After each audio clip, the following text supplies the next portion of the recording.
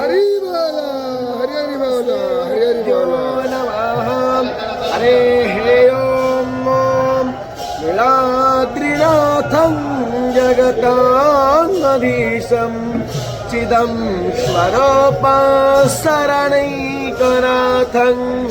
श्रीनीलगोत्राधिपतिवरेण्य सुरेन्द्रवन्द्यं